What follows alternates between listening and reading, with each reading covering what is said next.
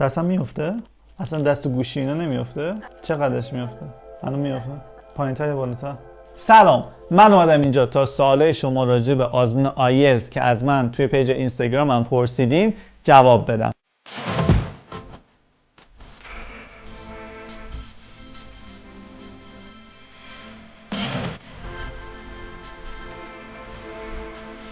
پرسیدن با داشتن جنرال خوب بدون دونستن مهارت خاصی تا چه نمره‌ای رو میشه توی آزمون آیلتس کسب کرد.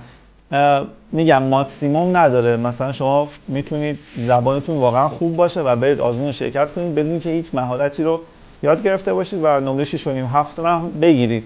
ولی خب اگه شما بتونید بدون دونستن مهارت نمره 6.5 7 رو بگیرید، با دونستن مهارت میتونید نمره 7.5 8 رو بگیرید. خب پس به نظرم برید مهارت ها رو یاد بگیرید. پرسیدم قبل از آزمون اصلی چجوری خودمون رو محک بزنیم. خب راحت میتونید شما آموزشگاه مختلف که سراسر تهران و حتما شهرهای دیگه هم هستن برید و ماک آزمون شرکت بکنید، یعنی آزمون آزمایشی شرکت بکنید که هزینه‌اش تو تهران یه چیزی بین 150 تا 250 تومان در میاد. خب در مقایسه با آزمون اصلی که الان 6 تومنه خیلی به صرفه تر هست. راجع به مهارت ریدینگ پرسیدن، گفتن روش درست پیش بردنش چیه؟ ریدینگ فقط تست یا نه دونه دونه پاراگراف ها رو در کنار هم معنی کنم، کلا دور خودم میچرخم.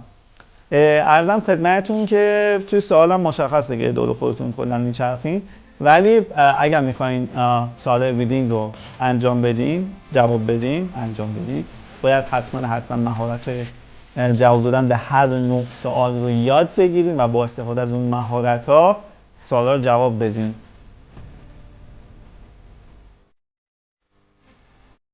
پرسیدن میشه یه خواهش بکنم، من مدیریت کردن منابع رو بلد نیستم، 4 تا اسکیل رو توی یه روز نمیتونم پیش ببرم، میشه لطفاً بهم بگین چی کار بکنم؟ خب نکته اینه که شما نباید هر 4 تا اسکیل رو توی یه روز کار بکنید. شما میتونید روزی روی یه اسکیل تمرکز بکنید و در طول 4 روز 4 تا اسکیل رو کاور بکنید، یا مثلا نهایتاً روزی روی 2 تا اسکیل.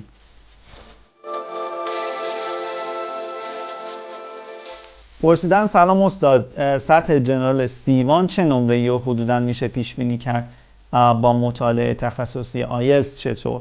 عرضم خدمتتون که حالا یه جدولی وجود داره، اون جدول اومده نمرات آیلتس و سطح مختلف بچه‌ها رو با همدیگه مقایسه کرده. اگه شما سطح زبانتون C1 باشه، شما میتونید از نمره 6.5 تا 7.5 رو توی آزمون آیلتس کسب بکنید. قطعاً اگر مهارت آزمون رو هم داشته باشید راحت‌تر میتونید به این نمره برسید. برای بچه‌هایی که نسبت به سطحشون هنوز مطمئن نیستن که سطحشون چیه و آیا میتونن وارد پرس آیلتس بشن یا نه، حتما پیشنهاد میکنم که یه تعیین سطح و مشاوره بشن.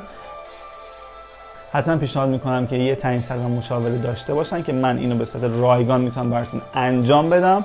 به من پیام بدید توی اینستاگرام تا سطحشون مشخص بشه و بدونن که باید چیکار بکنن، کجا شروع کنن، چیکار نکنن.